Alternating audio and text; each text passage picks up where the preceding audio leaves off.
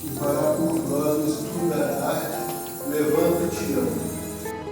Seja bem-vindo, Carlos Alberto, você tem até as 16h15, ok? Só isso? Não adianta querer mais tempo, não. Achei que terminava às 18.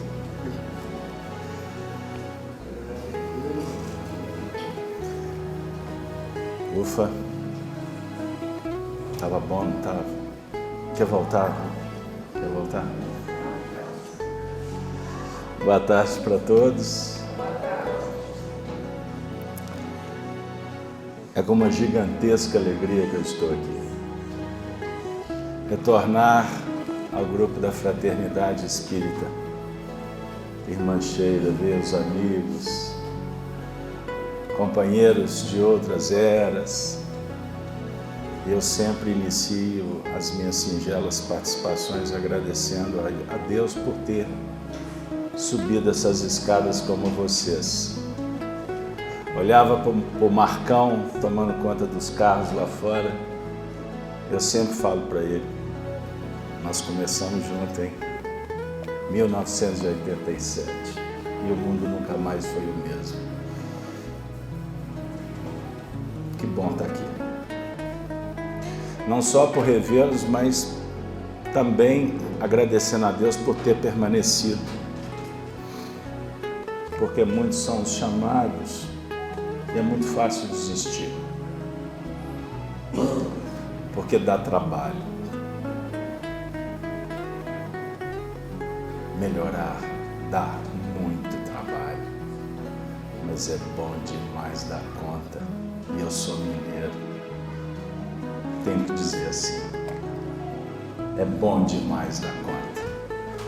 Boa tarde para todos que estão em casa acompanhando na TV Sheila, os amigos que vão acompanhar a gravação no nosso canal Gênesis, vocês estão convidados para conhecer. Temos lá próximo de 2.500 trabalhos, estudos de doutrina, evangelho, disponibilizados gratuitamente. É muito bom rever a equipe, o Antônio, que eu chamo de Totonho, ele não gosta, mas eu vou continuar chamando de Totonho. Então, ver os seus olhos brilhando, expectante, ver o coração de todos ansiosos, saudosos, pois como afirma Humberto de Campos no livro Boa Nova, depois que Jesus partiu, uma lição intitulada Os 500 da Galileia, eles reunidos, sentindo uma ausência incomparável, gigantesca. Estavam tentando imaginar o que seria do futuro, pois a referência, o modelo, o amigo, o irmão, aquela figura próxima, tinha ido embora. Novamente a morte desafiando, mostrando tanto que somos finitos, limitados. E brota na intimidade um potencial que grande parte desconhece. O potencial divino, que é imortal. Você tem dentro de você tudo o que você precisa para ser feliz. E isso parte também da compreensão da finalidade do existir. A doutrina espírita é a síntese de todas as escolas filosóficas do bem. Numa linguagem até então desconhecida, pois as escolas têm os seus limites. E um deles é dialogar quanto à nossa destinação, a vida futura. E informa Allan Kardec, logo no início do Evangelho segundo o Espiritismo, podemos citar o capítulo 2, que toda a doutrina do Cristo é baseada na vida futura. Que é alimentada, construída, dinamizada no presente de Deus, quando despertamos a consciência. E desperta-se consciência quando lidamos com contrastes. E a beleza da vida é harmonizá-los. É a eterna dualidade que faz parte do nosso processo. Dia e noite, vida e morte, homem e mulher, magnetismo e eletricidade, luz e treva. Aqueles que me seguem não andarão em trevas, mas terão a luz da vida. Informa Jesus no capítulo 8 de João, no 12º versículo. Pois vós, todos nós, somos luz. Vós sois o sol da terra, mas a luz do mundo. Então brilha a vossa luz, dissera Jesus. E brilhar luz não é só apertar um botão. É colocar para fora, é irradiar, é pensar, é sentir, é experienciar, é viver. É sentir o coração pulsando, porque a vida é para ser vivida. E viver com intensidade, com qualidade, cada minuto como se não houvesse o amanhã, diria o poeta. E Jesus vem ao mundo nos revisitando fisicamente. Ele esteve aqui uma vez. E ele nos envolve sempre, toda hora. Aliás, promessa. Evangelho é promessa, é advertência. Mas a promessa é: não vos deixarei órfãos. Estarei convosco até o fim. Portanto, tende bom ânimo. Eu venci o mundo. Ele não disse que venceu no mundo das aparências. Ele não foi rei. Ele não foi diretor no cenário de César, do imperialismo, do materialismo, dos sentimentos egóicos. Longe disso. Ele foi servo. Ele foi escravo. Na visão do mundo miserável, sem posses, porque não tinha nenhuma pedra para recostar a cabeça. A história diz que o barco era de Pedro. A casa de Zaqueu. Mas qual era o objeto que ele possuía? A cruz. A cruz é do Cristo. A coroa de espinho é do Cristo. A definir que a jornada evolucional é um eterno ir e vir superando limites. E para o materialista dialético,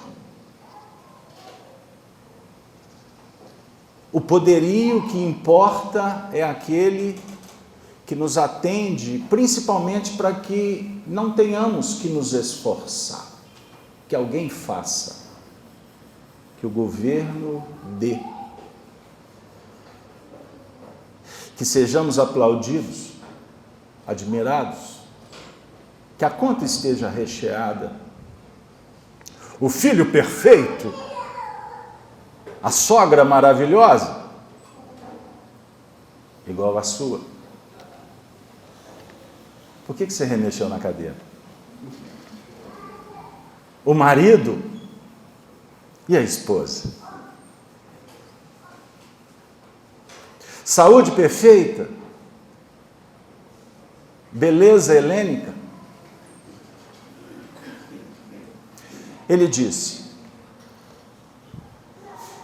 não vos contamineis com a mentira, com a ilusão da serpente, que é sorrateira, sutil. A serpente mente. Porque a serpente fala para que não ouçamos a dica, que não enxerguemos o sinal que a consciência oferece todas as vezes que vamos fazer uma escolha.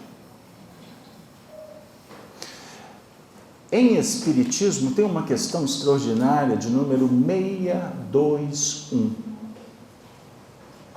Número 6, o número 2 e o número 1. Um dia eu explico o símbolo. Que Kardec questiona onde está escrita a lei de Deus. E os espíritos respondem: na consciência.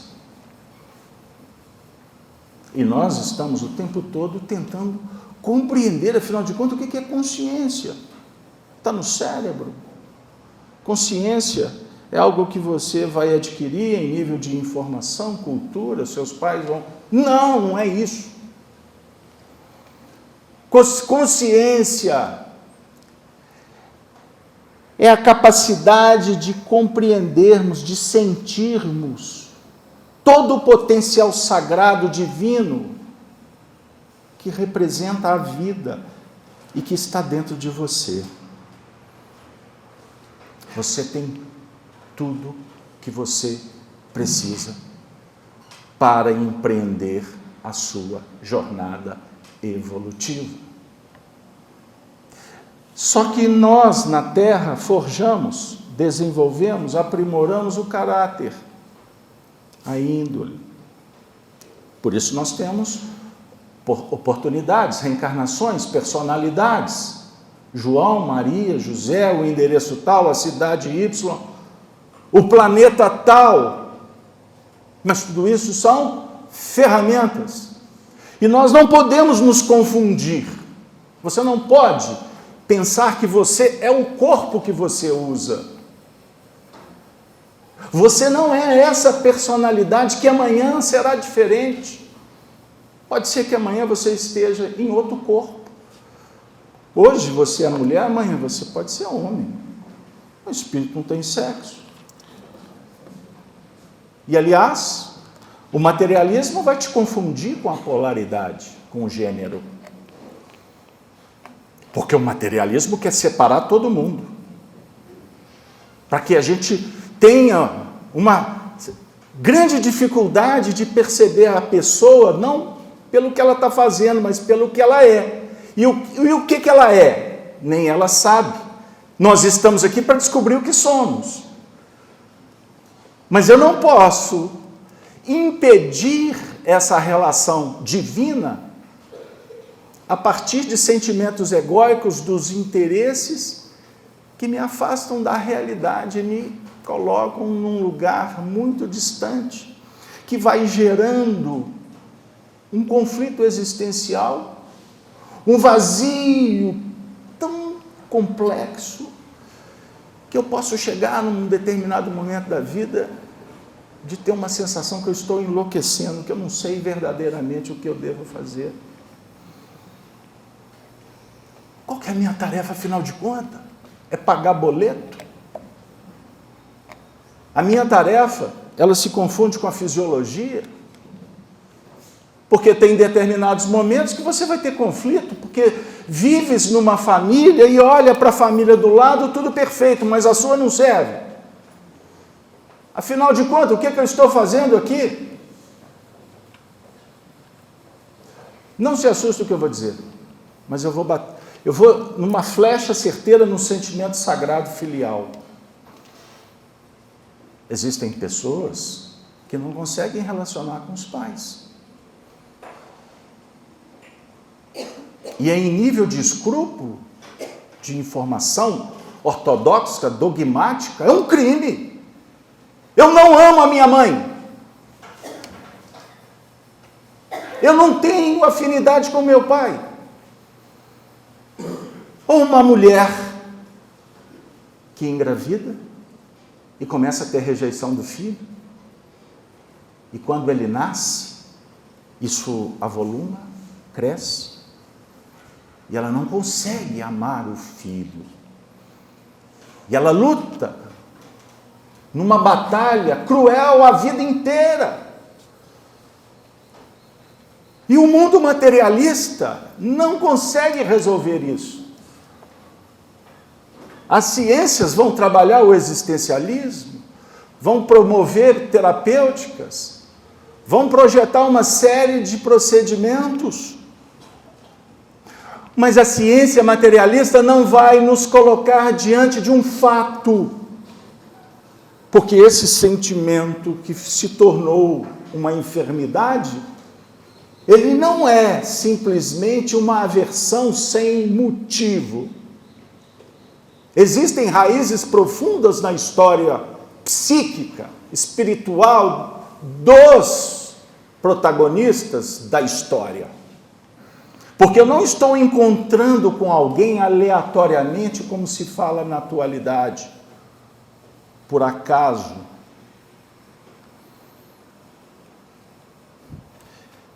Para indicar um livro, que é a minha obrigação. Porque o expositor espírita tem que dar a fonte. Ele tem que obrigação de apresentar Allan Kardec e a doutrina. A opinião fica para o final. Porque o que se vê no cenário atual é a opinião sobressair e a doutrina nem ser citada. No livro Nos Domínios da Mediunidade, no capítulo 16, André Luiz diz assim, que o acaso é uma palavra inventada pelos homens para disfarçar o menor esforço. É muito mais fácil dizer que é por acaso. Mas é um acaso que me constrange, é um acaso que me adoece. E essa marca eu carrego desde cedo. A doença é uma disfunção. Imagine uma criança que é violentada pelo pai. É estuprada por um familiar. E ela procura um setting terapêutico com 50, 60 anos de idade e fala assim, eu carrego essa marca. A minha vida inteira eu nunca tive coragem de contar para alguém.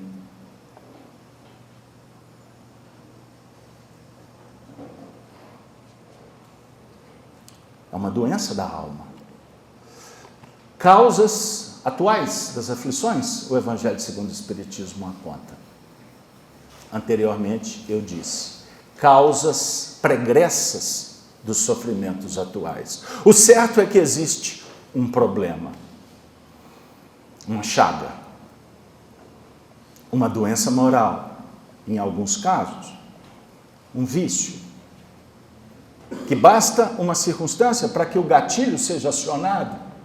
O indivíduo diz assim, mas eu não quero, eu não posso, mas eu não dou conta. Eu preciso de encontrar uma solução. E eu já bati na porta de profissionais, já procurei religiões, terapeutas, sacerdotes, médiuns, e ninguém me ajuda. Eu não consigo tirar esse cravo, esse espinho que dilacera o meu coração. Paulo de Tarso fala do espinho na carne. Qual é o papel da doutrina espírita nos dias atuais? Apresentar para nós, de uma forma muito especial, aquele que é o tipo mais perfeito, a solução para todos os problemas. E por isso que os evangélicos usam uma expressão que eu me sinto muito alegre de vê-los, porque eles dizem que o sangue de Jesus tem poder. E tem mesmo. Mas qual sangue? Aquele sangue que salpicou a terra há 2000 anos atrás? É o Jesus histórico, é o Jesus distante, é o mito, é aquele que eu não acesso porque eu sou pecador, porque as religiões encaixotam, criam uma hierarquia tão complexa. Esse Jesus, meu Deus, ele existe. Pode até justificar o que fazem com ele por aí nos dias atuais. Tentar destruir, atacar, vilipendiar o amor não amado, numa expressão muito usada pelo nosso amigo Divaldo Pereira Franco. Só que esse Jesus, como o magnânimo, abençoado mestre da humanidade, ele representa todo o potencial que cada um aqui tem. Porque ele diz que ele é o futuro, ele é o resultado de todo o processo chamado progresso da alma. E com isso, ele nos acompanha, dizendo: não vos deixarei órfãos. Ele representa a oportunidade. Ele representa o amigo presente. Ele representa aquele que dá o remédio. Ele representa todas as possibilidades, as reencarnações. Numa jurisdição extraordinária, ele orquestra com uma pleiade de entidades espirituais que coordenam o destino dos povos. E não pensem vocês que os homens vão destruir, porque eles não têm essa competência. O homem não destrói o que Deus constrói, cria. Guardem isso, porque eu percebo que hoje frases estão sendo lançadas para o bom entendedor. O homem não pode matar esperança, se a esperança como virtude é operacionalizada com perseverança, com coragem, com estoicismo, com humildade, com sensibilidade, por aquele que está realmente batendo a porta. Uma vez que ele, como oportunidade, se autoproclama a porta. Capítulo 10 do Evangelho de João: eu sou a porta das ovelhas. Em Mateus, no capítulo 5, no Sermão da Montanha, ele diz, melhor dizendo, no capítulo 7, Sermão da Montanha: pedi e obtereis. Pedi e obtereis. Buscai e achareis. Batei e as portas vão se abrir. Mas espera aí, ele não está falando que ele é a porta? Então ele vai bater, ele vai abrir se eu bater? Como é que funciona isso? Significa que eu tenho que procurar Jesus em algum lugar?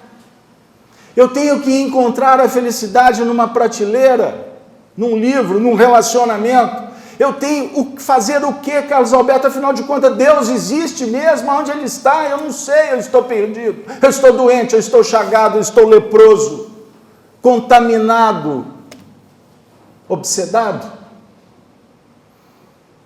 Aí ele chega, manso, porque a mansuetude é virtude, sensível, carinhoso. O exercício do carinho é uma virtude extraordinária do amor, que dialoga com humildade, com prudência, com sensibilidade, com perseverança. Ou você só faz o carinho e vai embora? É investimento, é empreendimento,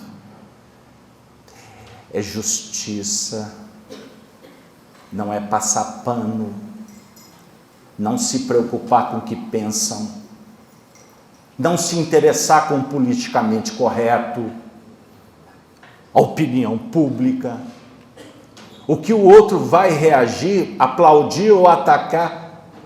Virtude é verdade, é justiça.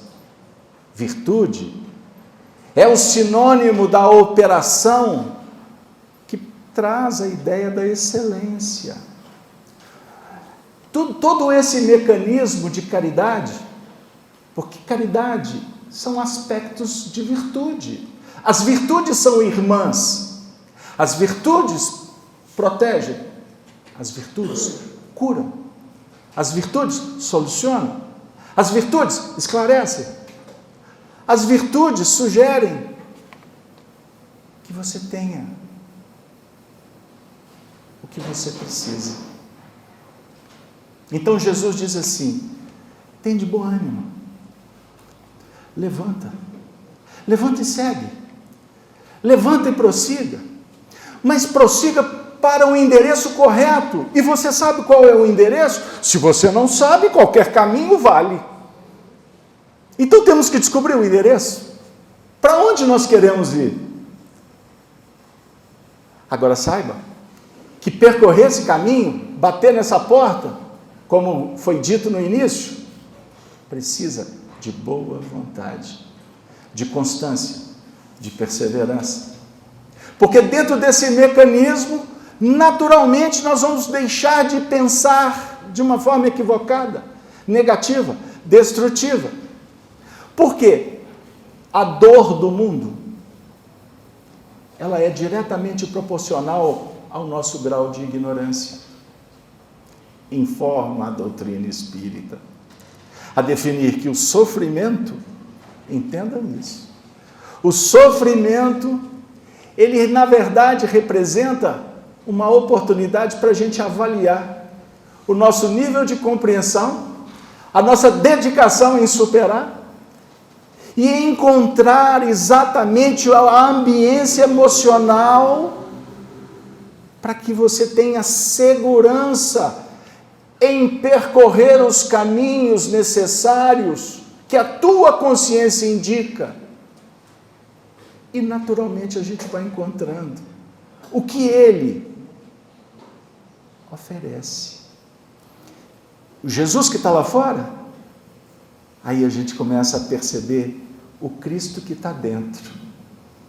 Aí a dinâmica do amor, que é muito bom ser amado. Ai, que maravilha poder encontrar Jesus e Ele me abraçar, e Ele estender a destra e curar a minha chaga. Ai, que coisa gostosa. Tem coisa melhor do que deitar a cabeça no colo? Nós precisamos disso, né? Mas, na verdade, não é isso que Ele está dizendo. Embora o faça, toda vez que você procurar, Ele vai responder. Faça uma prece. E Ele vem. Ele envia os mensageiros, os bons espíritos. Você tem dialogado, por sinal, com os seus amigos espirituais? É uma dica espírita. Ouça, medite, faça suas preces, as boas leituras. Procure um ambiente que favoreça a terapêutica, que você pode começar a realizar. Se não consegue sozinho, bata a porta, peça, busque o terapeuta, o remédio, o amigo, o centro espírita, enfim, procure, porque a vida vai te responder. E se a ideia é elevação, promova o bem, que o bem te advoga. Eis a equação. Mas quando você estiver no momento mais tranquilo, mais confiante, você vai respirar profundamente e vai sentir que uma força interior começa a despertar em você. É essa força da alma que Jesus, o governador, propõe que brote, a luz que irradie de você mesmo, para que você saia da condição do pedinte para ser aquele que oferta flores, que cultiva amores. Você é capaz, a começar compreendendo que você não é doente. A sua família não é doente. Você é puro. Você é essência. Você é espírito. A doença é um estado. É uma disfunção, é uma desarmonia, é um desequilíbrio. Só que essa doença, ela começa aqui, meu amigo e minha amiga. A doença é a resposta de uma escolha indevida, de uma atitude inconsciente, reativa. Comece a elaborar, comece a pensar mais. Observe o espelho, não para ver se Narciso vai ou não achar feio. Veja no espelho que sua alma irradia. Quais são as intenções? Comece a pensar que se a vida, a princípio, apresenta painéis difíceis, toda dificuldade é oportunidade, são degraus que nós vamos escalonando para superar. Tanto que é verdade que a dificuldade que amarfanhava sua alma quando tinhas 18 anos, me perdoe as crianças, hoje você nem se recorda, porque passou. E você hoje é uma outra pessoa. A nossa memória, ela é seletiva. A partir do momento em que nós administramos, em que nós empreendemos para tratar com aquele elemento, com aquele material que realmente tenha importância. Então, por que você dá tanta importância à rede social e não dá importância para a sua conduta psicológica equilibrada? Por que não investimos tanto nos relacionamentos? E ficamos tantas horas escravizados a uma tela chapada, que traz até dificuldade para as nossas percepções? Fica o dia inteiro olhando para o computador o que acontece no final do dia. Não é assim? E olha, Carlos Alberto, eu tento me desvincular, mas descobri que estamos viciados com um equipamento que não sabemos usar. E aí, os sentimentos egóicos são manifestos. Começa com o meu sorriso, que encanta o mundo inteiro, e eu fico o dia inteiro tirando a minha própria foto. Para enganar quem? Para vender o quê? Por que eu tenho que me posicionar sorrindo para tirar uma selfie, sendo que intimamente eu estou me sentindo a vítima? O que prepondera é a culpa, o medo. Tem algo de errado. Nós precisamos de ter a coragem, respirar fundo, olhar para a vida e tentar entender por que as coisas estão dando errado. Converse. Quem sabe o Chico Xavier pudesse materializar aqui, e se a gente perguntasse para ele como é que foi a vida dele, ele ia responder com toda certeza: ah, graças a Deus, Jesus foi tão bom comigo, uma família maravilhosa, mãe querida, meu pai.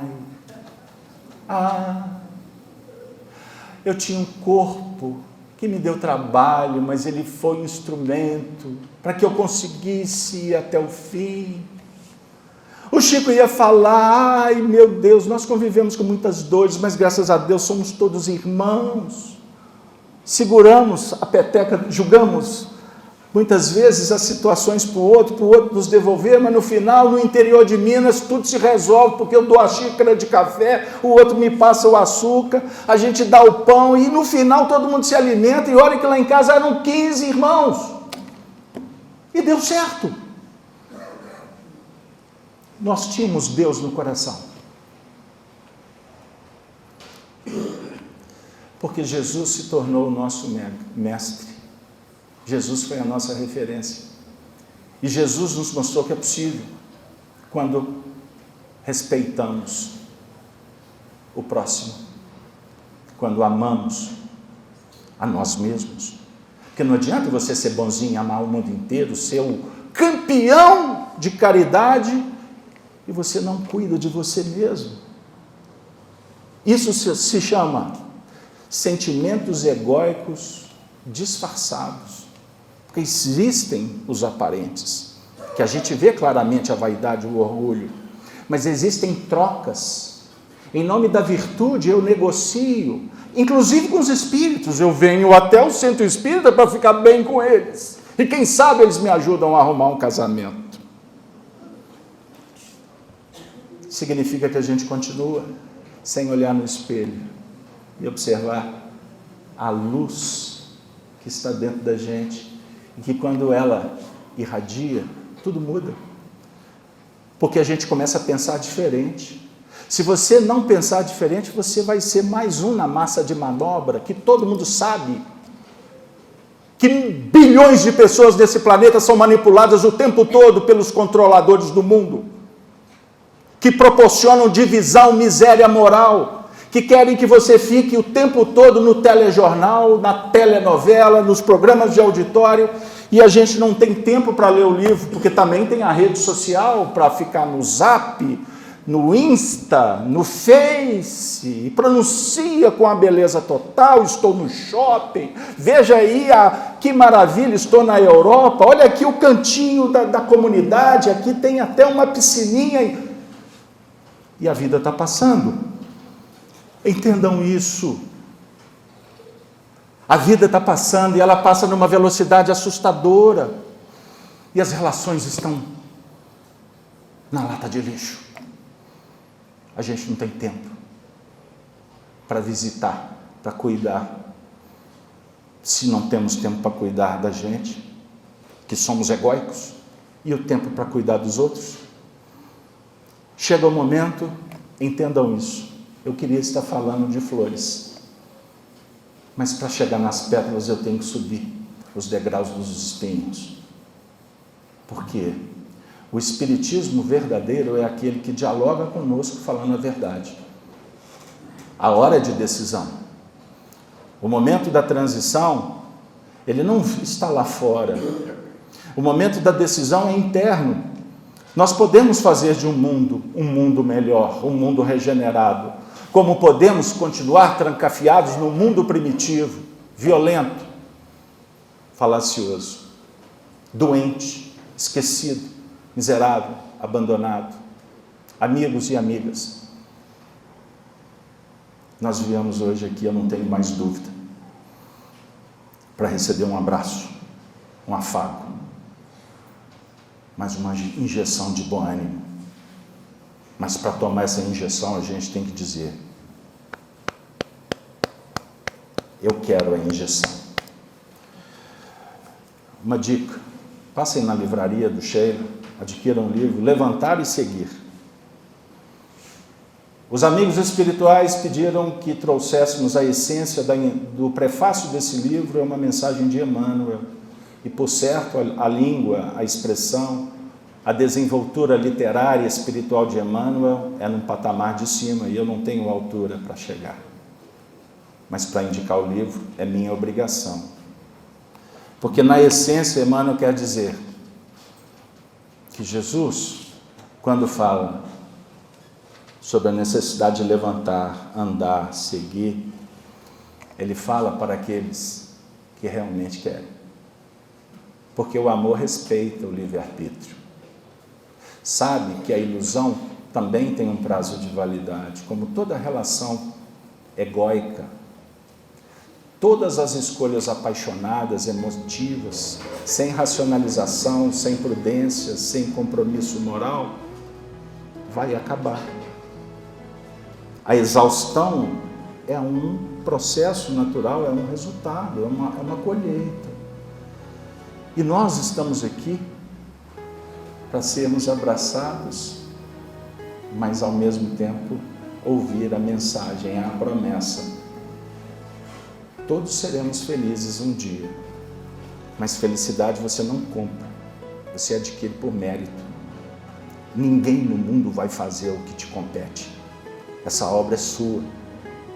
E quando Jesus, amigo, dissera, eu sou o caminho, a verdade e a vida, nós precisamos chegar num momento de maturidade extraordinário para não seguirmos Jesus como um indivíduo que está lá na frente e fazemos parte de uma procissão religiosa.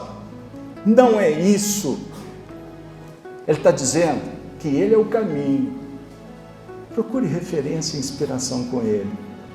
Porque, na verdade, você não percorre o caminho de Jesus, porque Ele continua percorrendo. Você só pode percorrer o caminho que te pertence. O caminho começa aqui, filosofia. Caminho, para se tornar verdade, experiência, você tem que pôr o pé na estrada e sair dessa condição de eu prometo, amanhã eu faço. Um rio que serpenteia uma terra árida para desaguar no mar chamado nunca. Deixe de promessa. Saiamos dessa condição de tentar. Você não tenta, você está fazendo alguma coisa. Se está chegando lá ou não é outra coisa.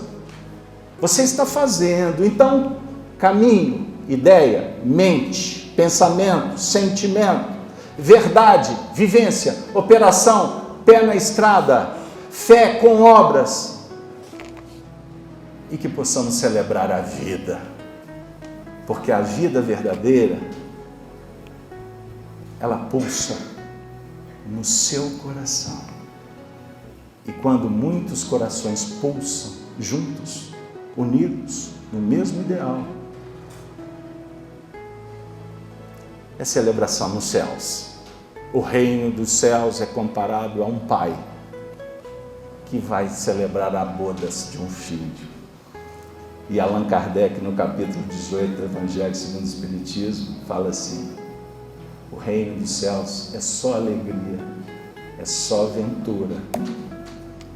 Curemos as nossas feridas, sejamos humildes para aprender a pedir ajuda, mas não se esqueçam, ninguém nesse mundo tem a poção mágica.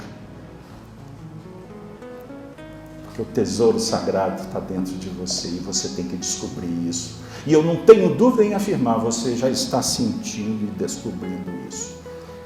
E tomara a Deus que a sua vida nunca mais seja a mesma e que você volte a ser feliz. Viva, viva, viva como se não houvesse um amanhã. Ame, porque o amor é alimento.